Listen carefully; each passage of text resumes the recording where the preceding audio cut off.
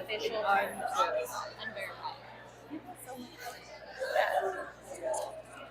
Okay. Oh. All right. If we can find our seats, then Tess is going to give us an update. We did receive some more information from law enforcement. And then right after Tess is going to be the Pridefest, Better YO, and Healthy YO crew. So if you want to make your way up to the front too, then you can just jump right in. Thank you, Tess. But thanks everybody for bearing with us. We did receive information that it was not a verifiable threat. There was someone who was watching the CCTV camera outside of Crowbar, if you're familiar with that area, claiming and kind of describing what was going on in the area that made it seem like they were downtown. And as soon as law enforcement cut the live feed, they weren't able to provide any information. So there was no indication that that person was actually ever physically downtown or in the area and posed any kind of threat, and they have no contact with that person anymore. So thanks for bearing with us, and let's keep moving forward.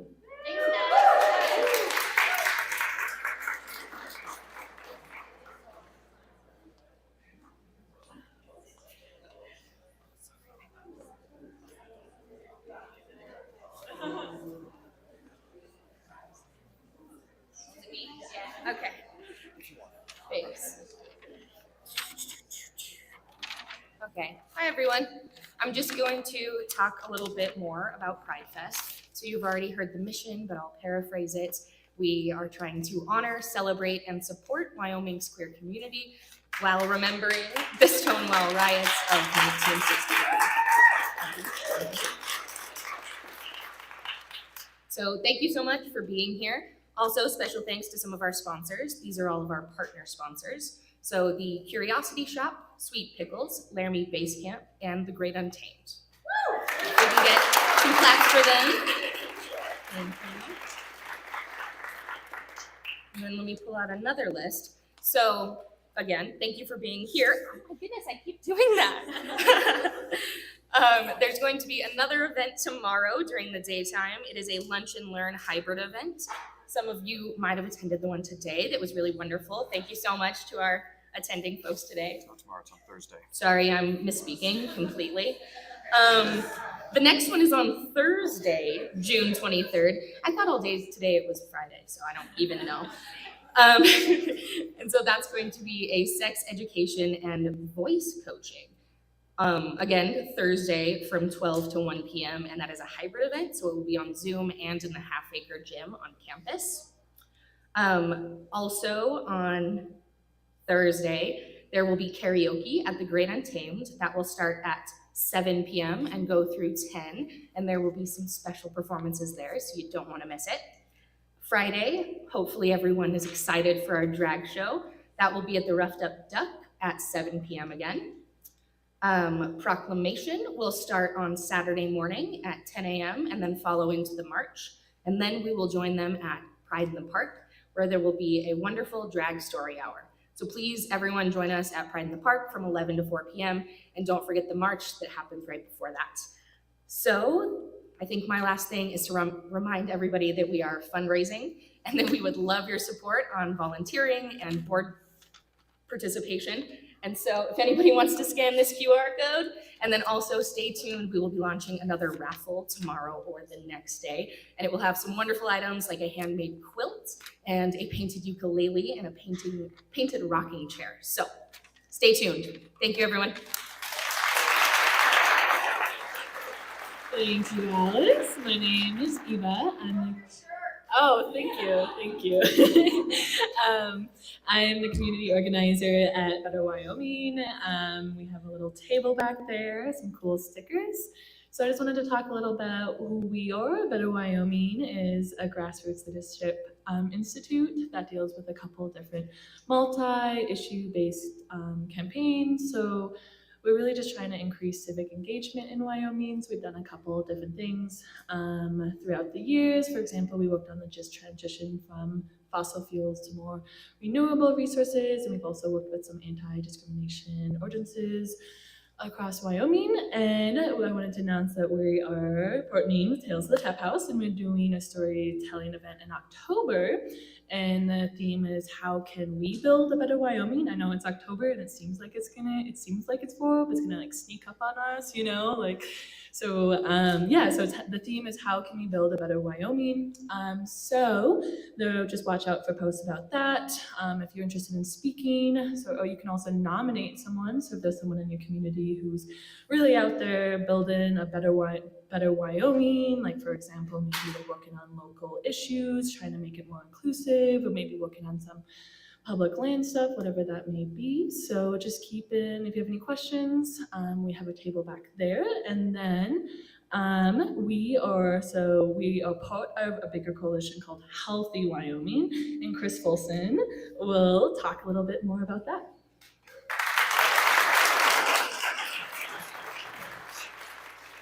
Hi, can people hear me through the mask okay? Okay, good. Hi, I'm Chris. I use he, him pronouns. I am a physiology major. I came here to study physiology and get a job in healthcare because I wanted to increase the representation of trans healthcare workers and help trans and queer folk receive healthcare access.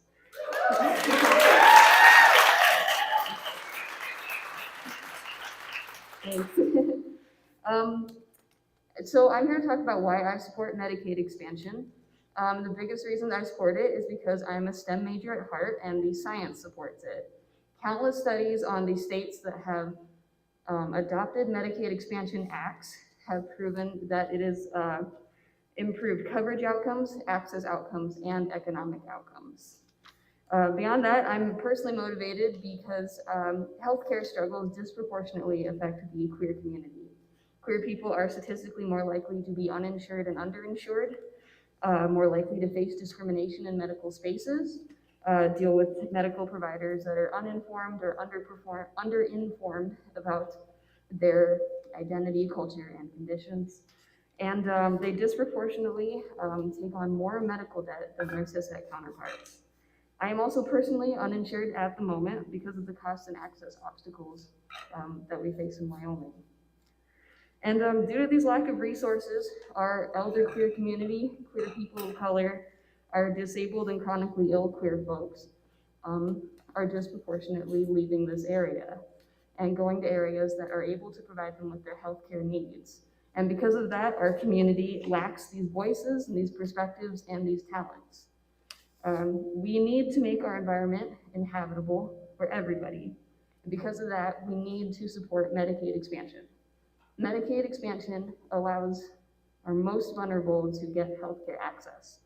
And as a community, we are nothing if we don't help our most vulnerable.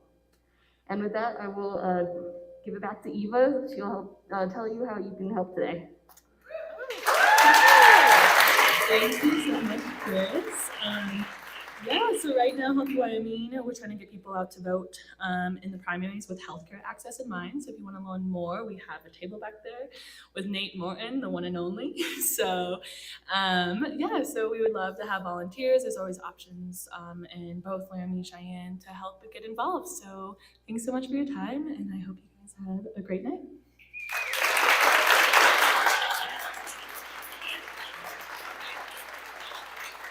Thank you, Alex, Eva, Chris. Wonderful. Involved. I think we're going to pick right back up with Jay as our fourth storyteller.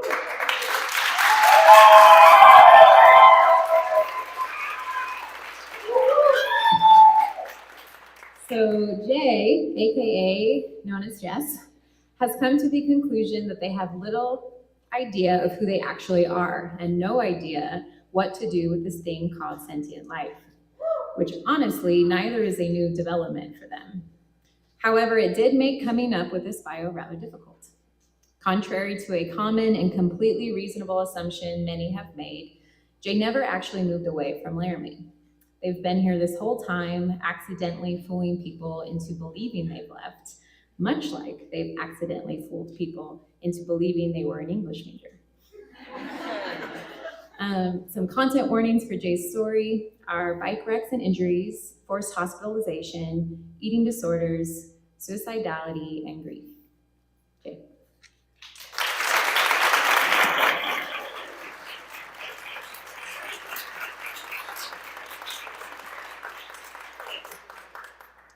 Hello, everyone. I have not moved. Surprise, I'm here.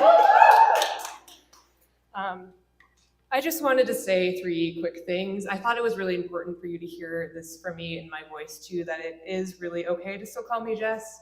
It is a name that I still have good memories of, good associations with, and if that changes, I promise I will let you know. But Jess is right now my middle name, along with Matthias, which was my great-grandfather who once rode a train of horses through a wedding. So if you ever invite J, Jess, Matthias Falsing to a wedding, be aware, because that is absolutely on my bucket list. I am also going to be careful to acknowledge that I've not done this public speaking thing with my own work in front of people in the same room as me for 2+ years.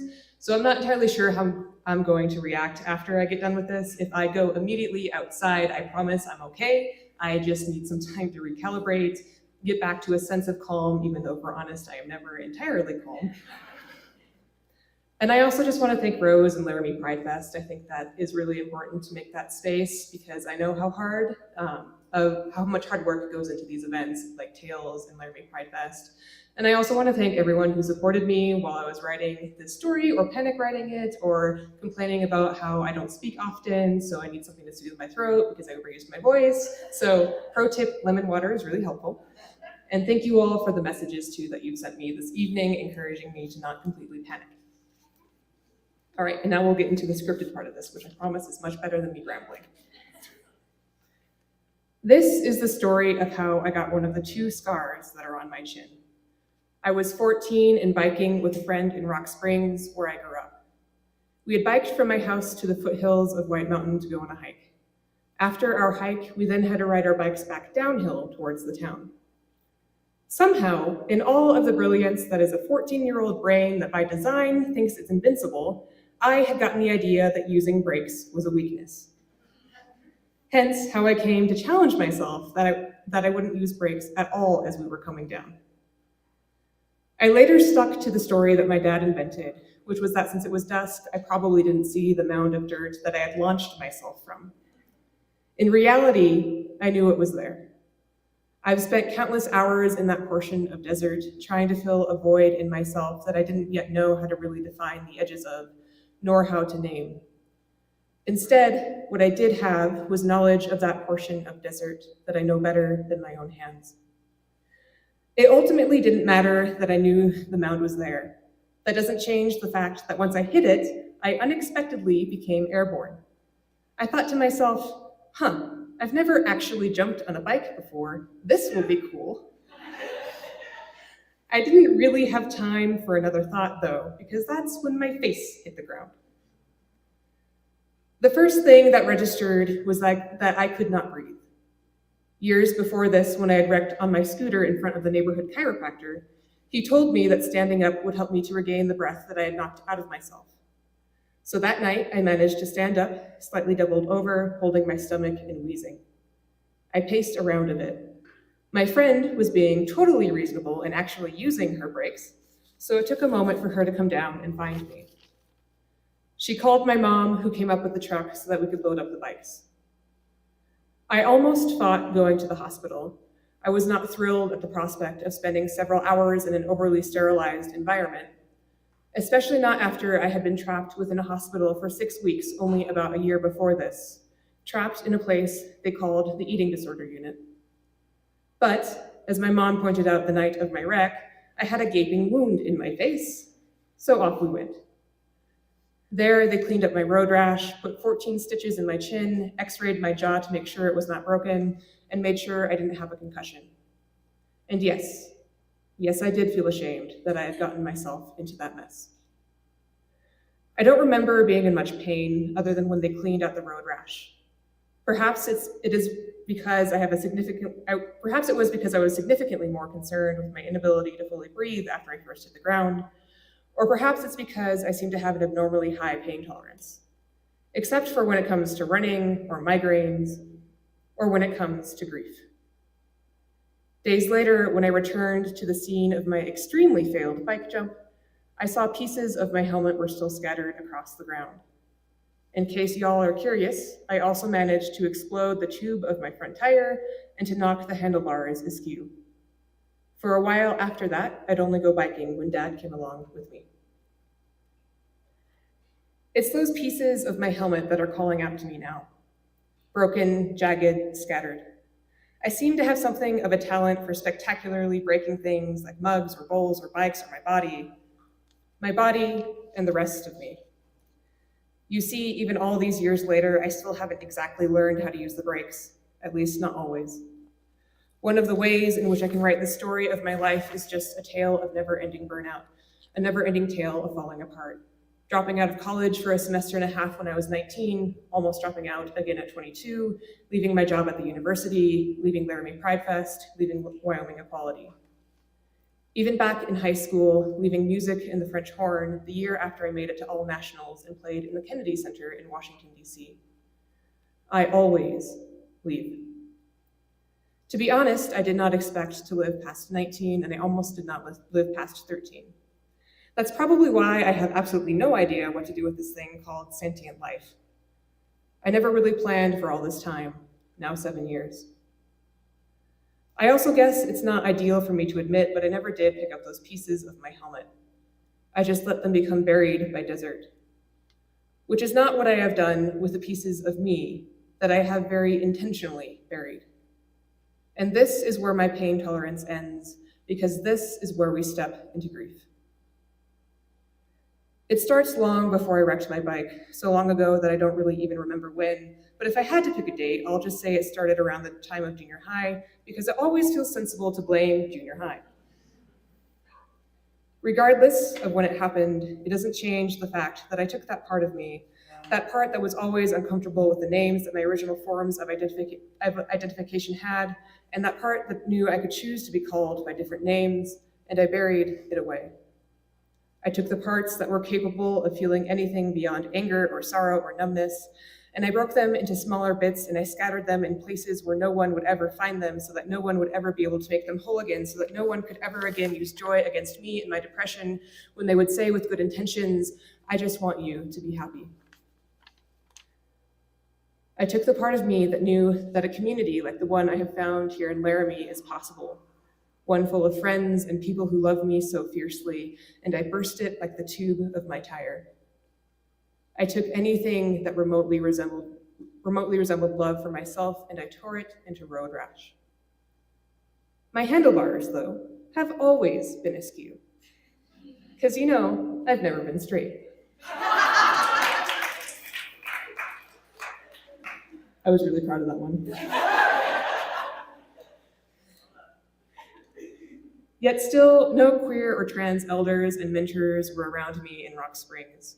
I just did not know that kind of love or authenticity was possible. All I knew of queerness and transness was in the absence around me, and all that the absence said was that queerness and transness only brought pain and trauma. And all I knew was to be afraid of the big and loud trucks that sometimes drove past me in the desert, a few times with catcalls and always with the feeling that I could not trust anyone. I thought I was protecting the best parts of myself. In reality, the only thing that I did was become the worst of myself. Because what I was really doing was locking my queerness away, locking away my non-binary heart, even from myself. It is, more or less, how I stayed safe in Rock Springs. It is how my only tangible injuries were my face hitting the desert floor, or that first chin scar that I got, which happened to be when I cracked it against the edge of a pool when I was about 4 years old. And there were indeed a few other tangible injuries, but now at least you've stopped wondering how I got that first chin scar. This is the story of my grief and a shattered helmet. All of those versions of myself that I never grew up learning how to love. Dare I say, all of those generations of Jay Falsing. Buried across the desert floor, that desert with a boom and bust economy, and the violent history that mining and coal built across the landscape like a massacre of Chinese people in 1885. Pieces of me buried. It sort of brings a whole new meaning to the words ghost town, doesn't it? This is also a story about failure because I had originally wanted to write about joy. It was not until I first started truly coming into my queerness at 20 years old that I even quite realized what I had done and that I was able to start to regain some of those pieces of myself. Before that, though, I was stuck in that place of doing what I had to do to survive. I was stuck in that moment between having first launched myself into the air and before my face hit the ground. That complete and total dissociation where it feels like a dream and everything slows and you cannot believe what's happening is actually happening, but your mind just sort of slips out of place. That sort of dissociation, like you sometimes slip into when you're on family Zoom calls and you never do choose it, but it's very hard to get out of it once it does happen. And you're so sorry that you're not really there with your family, but it's like you're back in high school and eating dinner all together and you stare at yourself in the mirror and you feel trapped in that void you still can't name. And that feeling of shame is so insidious that it lived past that bike wreck when you were 14 in the hospital at 13. That sort of dissociation that you get sometimes with public speaking when your brain is overwhelmed with fear and it cannot do anything other than withdraw. Which is probably what is happening right now, at least to some degree, as you read these words to an audience, if you know yourself even half as well as you think, which is why you really struggle to look up at anyone while reading or to make enough space for when people laugh, like right now. Even if you do appreciate laughter as a cue that the story is working as was intended. But I am not writing about you, am I? I am writing about me. You see this distancing, I'm doing it again right now. Probably always, I mean to say I probably always will. And again, my pain tolerance ends because once my mind connects, once it slides back into place, I realize what I've lost, grief. The first thing that registers is how I cannot breathe, and the only thing to do is to try and stand up and to regain that breath, pacing, wounded. So sometimes I withdraw and all but disappear. Historically, it's been for varying lengths, but I suppose that this particular withdrawal has lasted for years now, not that the pandemic has helped anything. I've withdrawn so spectacularly this time that many people have thought that I've moved from Laramie, which is a reasonable assumption. I've been here all of this time, though, withdrawing away from so many people I love, healing these wounds because I forgot to use the brakes again.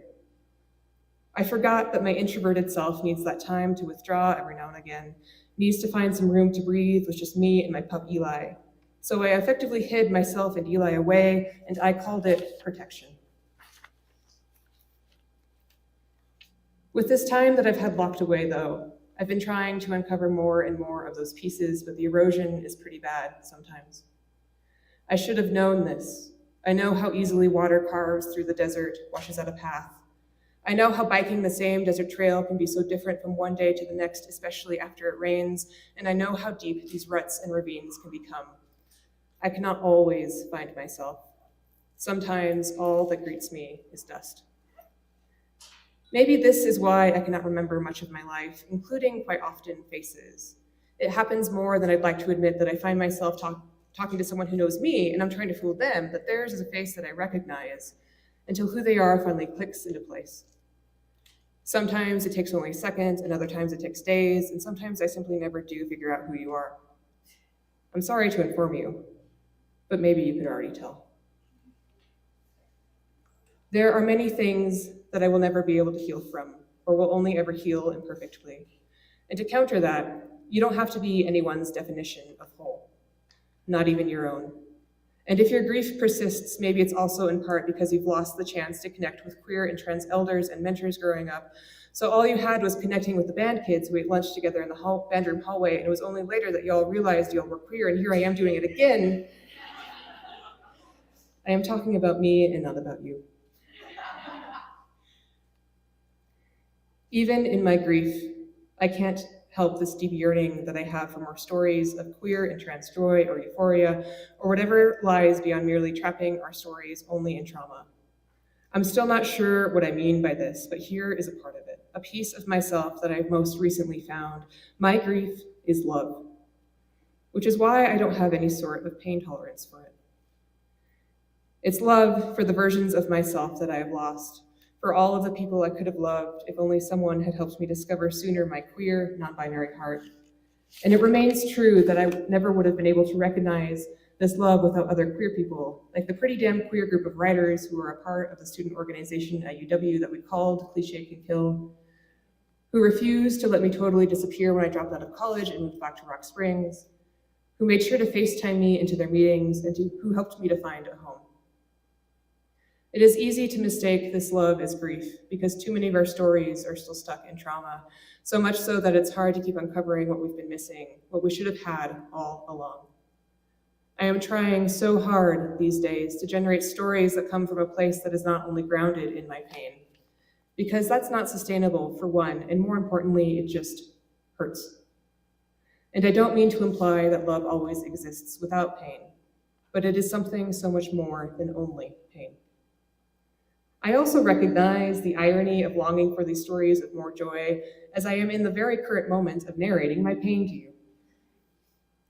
As someone who seems to be the strongest at writing memoir-type nonfiction, I have run into a bit of a problem. How do I find these stories of queer joy to even write with my past? And also, I'd like to just state for the record that I would not have chosen to be a memoirist, as the form doesn't really fit my personality.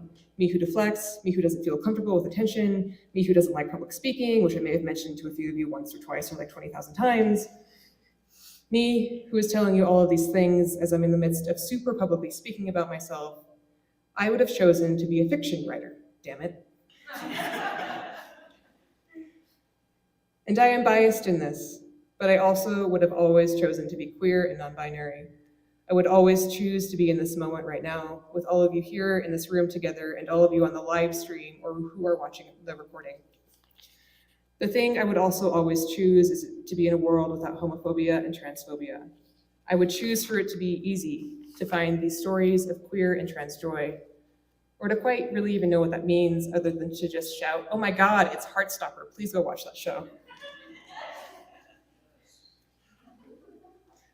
Anyway, this is where I find a loophole and you all come in. I'd like to invite you all, if you'd like, to join me in writing this future together. To join me in writing these stories of community love, joy, euphoria. Because as a queer and non-binary person growing up in rural America, I didn't have the chance to write my own story, and that's why this Pride Month I'm partnering with Grammarly.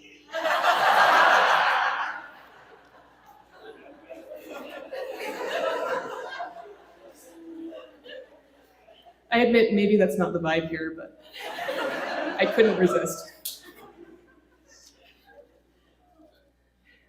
I think we must remember, too, that joy does not exist only in the absence of our trauma and hurt. To remember the origins of Pride, of the Stonewall riots, of Marsha P.